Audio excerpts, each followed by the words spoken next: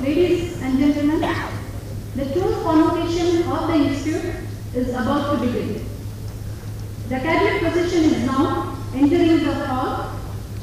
You are requested to stand up and remain standing.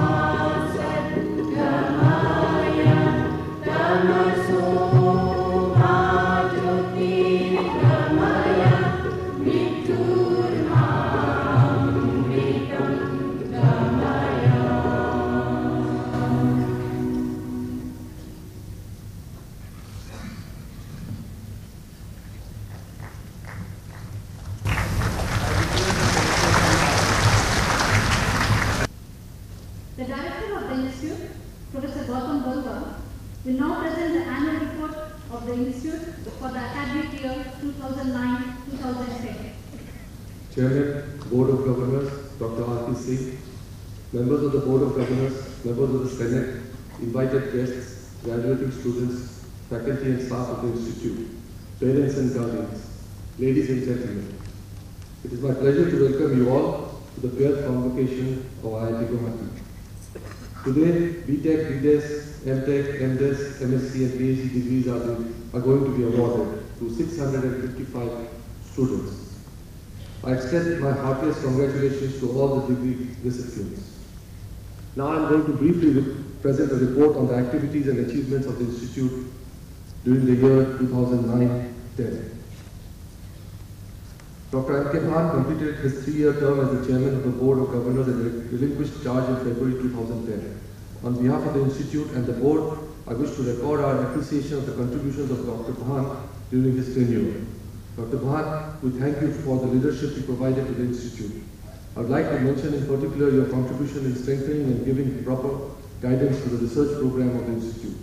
Sir, I am sure you will remain a well-wisher of the Institute and we look forward for guidance and help in future too.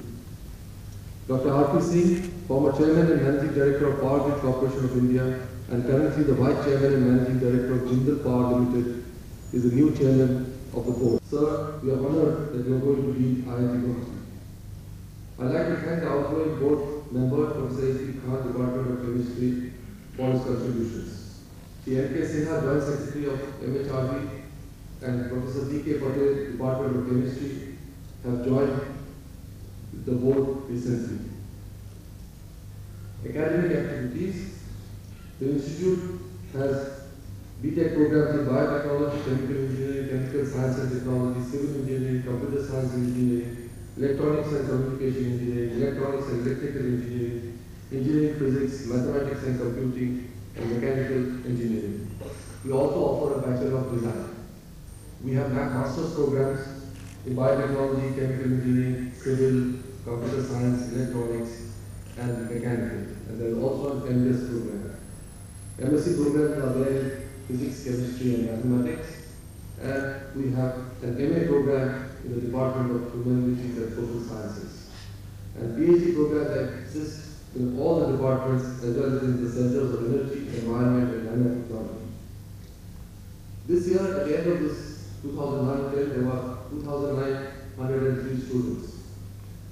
About 44% of these are postgraduates. Notably, out of this, about 575 are PhD students. This year, 655 students are going to graduate, of those 329 are B.Tech B.Des, 73 MSc, 205 M.Tech M.Des, and 48 PhD. A little bit about the infrastructure, academic infrastructure. Computer and Information and Communication Center, the Central Computing Resource Pool for the Institute. It has 67 Mbps of internet bandwidth. The National Knowledge Network is getting established in the country, and an experimental 1 gigabit per second link has already been established in the Institute. And this bandwidth is likely to be further increased. NKN is going to connect all the education and research institutions in the country through a high-speed network.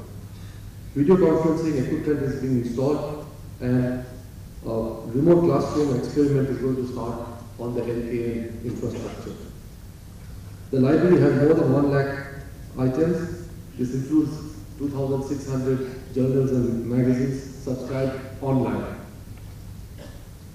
The department have purchased a number of equipment in this year. I'm just reading out a few of them, the rest are given in the report. There's a laser-based absorption spectrometry unit, there's an ultracentrifuge package, CO2 laser cutting machine, liquid helium plant, field emissions scanning electron microscope. All of these are big equipment costing between 1 and 2 crore rupees each. So there's a surface plasma unit, dichrosine spectropolarimeter, DNA microarray scanner, vector network analyzer, rotary virometer, flow cytometer, and a differential scanning calorimeter. These are just some of the equipment. Every year we keep adding more and more such equipment to the academic and research program. Now a few words about research and development.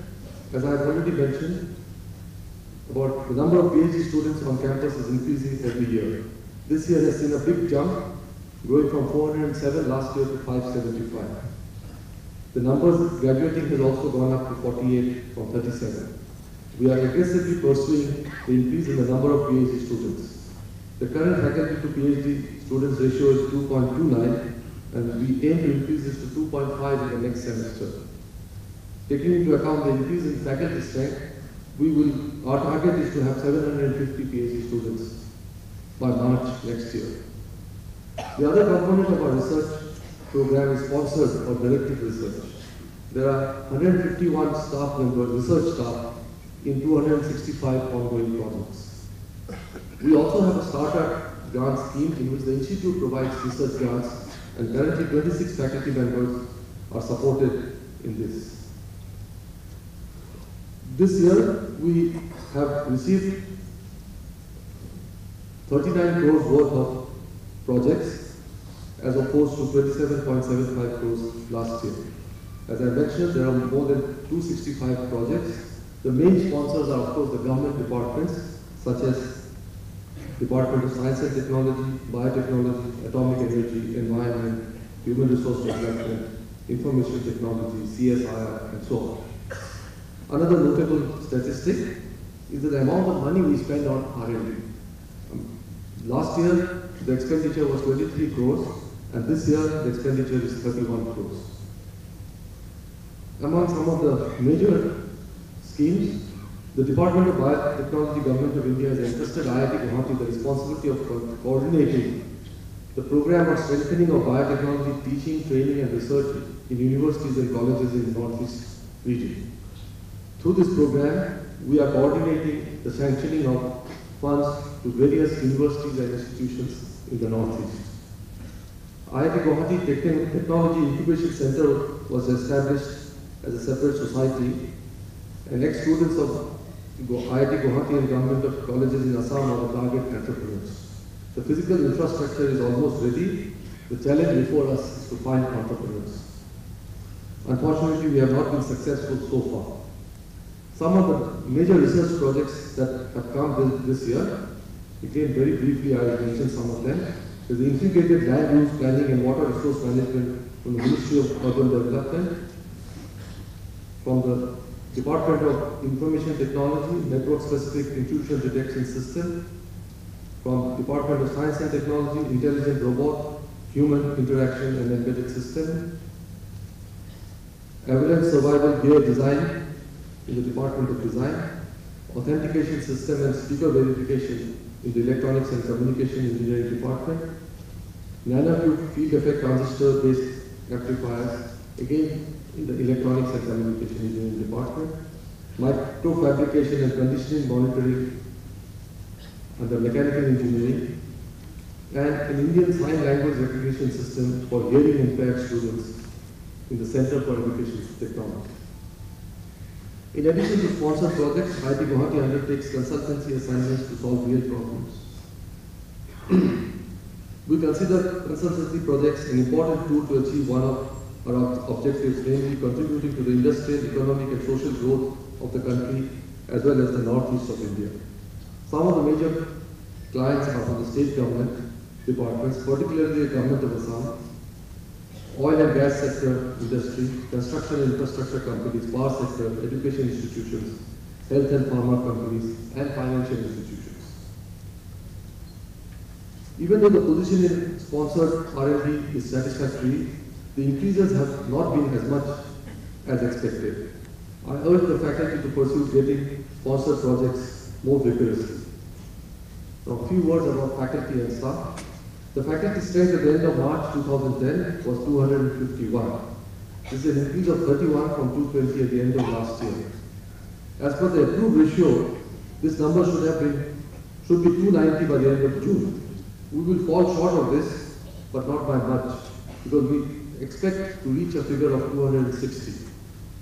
The non-faculty staff strength was 322, it is an increase of 27 from last year.